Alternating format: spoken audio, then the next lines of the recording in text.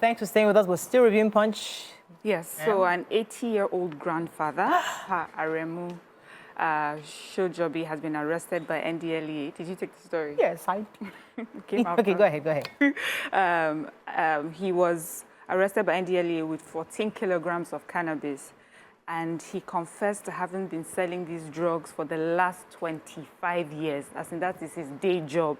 He wakes up in the morning, he says he starts selling from 8 a.m. till 10 p.m. every day for 25 years. He said that he gets his supplies from Benin Republic and then he sells to his customers, you know, every day. They said a total of 25 million pills of... So I'm a bit in a dilemma here. There's a new drug. To me, it's new. I don't want to say it out. Do you understand the name of the drug? Yes, to publicize it. But also, they said this particular drug is 3 times stronger than the one we already know, tramadol. Hey. And they found that. They found another over 350,000 bottles of codeine-based syrup, you know, and they also talked about a container that they had inspected. This was based on intelligence, of course, and they found billions worth of drugs, you know, in that container. They said that they did the search with ndlea and customs, and they found all these, you know, things. This happened on the 17th and the 20th. So this led to raiding 2 homes, you know, in the community because of this. So ndlea is doing a good job. Thank God for intelligence, and you know, just praying for our country. Yeah. I have the story on tariff hike. It's not such a good news, but the tariff hike is looming, might be coming up in October. There is a October multi-year tariff order unless there is a drop in the cost of generating power. The Punch reports gathered that the federal government had to pay 181 billion in September from 102 billion in May. So the subsidy being paid over electricity generated has increased significantly, and the Nigerian Electronic Regulatory Commission announced that they will be, when they removed subsidy, the price of course jumped up, but now they might be raising it to 225 naira per kilowatt per hour, which is going to be going from 209 kilowatt per hour. However, if the cost of generating drops, the price will drop, because there was a slash in May when the cost of generating dropped. They slashed it to 206 kilowatts per hour. And then they realized that it went up again in July, so they increased it to 209. But now, based on the cost of subsidy, they're likely going to be increasing the price for Band A. What did we do to you people? To 225 naira per kilowatt per hour. So, yeah. But they are this is obviously transparent. It's because the cost of power generation has gone up. Naira-dollar issue is still happening to us. And as long as it keeps going up, the government needs to protect themselves from paying subsidy over electricity, and so Band A would have to pay cost-reflective tariff. No, will not protect us. Okay, so the former just move on. Senate President Adolphus Wabara had alleged that his attempt to secure jobs for people in his ward were thwarted because he was unable to drop. That's to the Federal Character Commission, saying that they refused to allow him slots to get jobs for his constituents because he didn't drop money. He said that you won't believe, according to him specifically, he said you won't believe that up until now nothing has been done. But the Director of the Public Affairs and Communications, Dr. Chuks Okoli of the FCC, emphasized that Wabara was informed during his visit that the commission was not functioning as a recruitment agency, so there was no way they could provide jobs for his constituents. The request falls outside their mandate. But he insisted it was because he couldn't drop. So they said, if you're insisting on that, give us the names of people who they demanded you to pay money to get those slots. But this was just in response to his claims. Moving on quickly now to Vanguard. Edo, how Opebolu floored Ighodalo with 44,000 votes. Afebawala to federal government. Allow Dangote to sell petrol at lower rate. Allow, you understand. Lekki, Lagos State government and Dangote refinery disagree over parks and call-up systems for trucks. Bata Joshua hints at the Boaz rematch. Marketers optimistic of lifting Dangote's petrol elect directly as scarcity persists. FG frees 6 of 1,400 #bad governance protesters, and Tinubu orders crackdown on cyber criminals, transnational car thieves. You guys watch that boxing bout? No, I didn't. I heard it was. The punches were so painful. Yeah. As Did you feel it? As I was punching, I was feeling that. You were watching. I was like, oh my goodness. Hey, our my body boy, was shaking. Just the pictures for me. If I was his mom, I would stop the fight. Yeah. Honestly, exactly. I was like, what with this stupid referee? The referee kept telling them to go ahead. I'm like, are you okay? I know what you like. This is what do you expect in boxing? Really bad. If I was his mother, I'll be crying. Yes. Like, please, just hit my son. Yes, Please. But that's the profession he chose now. You go. I will enter the ring. They stop Okay, let's that take fight. another story. I bet. Yes, so marketers are expressing optimism that they will soon be able to lift premium motor spirits, known as petrol, directly from Dangote refinery, as the scarcity of the product is persisting across the country.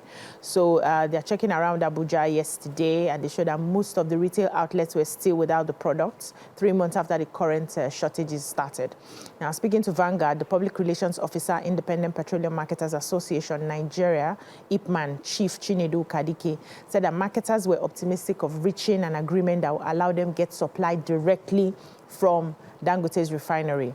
He said that they had a meeting. A meeting has been scheduled for this week between the independent marketers and the officials of the refinery. He said there is a meeting for this week between Dangote and Ipman, and we're happy that Dangote has set on a new course in terms of looking to other stakeholders to distribute its products. So right now, Dangote is distributing to the major marketers, and they are hopeful that by the time they are done with that, they will now start distributing to independent marketers. Now, for the refinery to also start distributing through the coastal areas with vessels, they said that one is a good move. This will remove the ghost scarcity that they have now that is persisting for, quite a long time. So he said that the only thing now is that pricing remains a big issue in the distribution of the petrol, because if the independent marketers leave the petrol at a price that would not allow them to be competitive, it will become an issue. So right now they said they are lifting at a 766 naira per litre,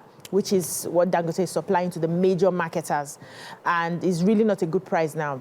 But we're hoping that with market forces, demand and supply, when everybody has access to the products, the prices will finally come down so that the consumers will be able to have affordable fuel. Our president has directed security and law enforcement agencies, including EFCC, the Nigeria Customs Service, and the Nigerian Police Force, and also Nigerian Ports Authority, to intensify efforts in cracking down on individuals in possession of and trafficking in stolen vehicles. So a statement on Sunday by the special advisor to the president said that the president says that the most effective tools available to law enforcement agencies is depriving criminals of the proceeds of their illicit activities. Good. He acknowledged the recent handover of 53 vehicles, $180,300 by EFCC to the Royal Canadian Mounted Police on behalf of 2 Canadian citizens who were victims of cyber crimes that were perpetrated by Nigerian nationals. The president, just in summary, commended them and said that it's important that collaboration with partners continues, because this is what will bring about, the clampdown on this transnational car thieves and cyber criminals. And the president remains committed, to tackling money laundering, cybercrime, and other financial crimes. So good news for six out of the 1,400 protesters that protested against hunger. The reports came out that the federal government has met the demand of some of the people clamoring, and they freed 6 of the 1,400. And the DSS said that 3 of the protesters will be arraigned. The charges they'll be facing, however, is very strong. They will be facing charges on terrorism. Some of the lawyers that have been speaking up and trying to represent the protesters have said that, are there any evidence that the charge of terrorism or terrorism financing is so serious that the government should provide evidence that they took up arms against the state, and in the absence of such evidence to back up the terrorism, then they should be released unconditionally, and everything should be based on hard facts. But the DSS on their part are also saying that they are reiterating that the citizens have rights to protest, but the things that took place, that they went beyond the protest.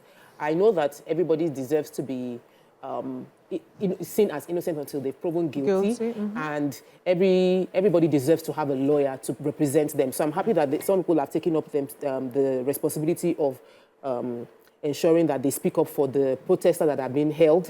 However, many people have lost properties and some lost their lives in the course of this protest. So every evidence that the DSS has should be tabled so that justice can be served. So in relation to Dangote refineries, so the Lagos State government have gone there to inspect the parks for the trucks. And speaking, Mr. Shola Giwa, who is a special advisor to the governor, was really concerned. But after inspection, the parks for the trucks are yet to be totally completed or even for operations. Because according to them, they're supposed to have 10 parks with 2,000 capacity each. Unfortunately, right now, what they're seeing is about 300 capacity. And they expect about 2,700 trucks per day.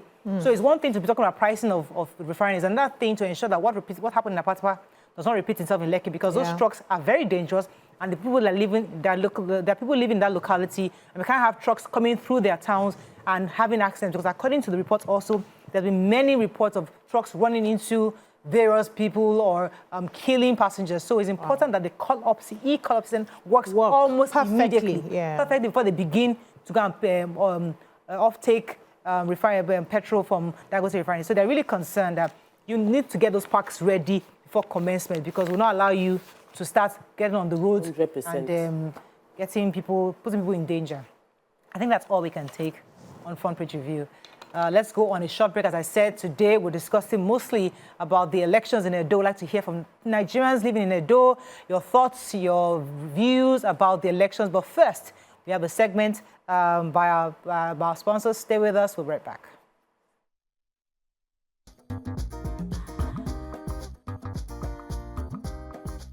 Stay tuned.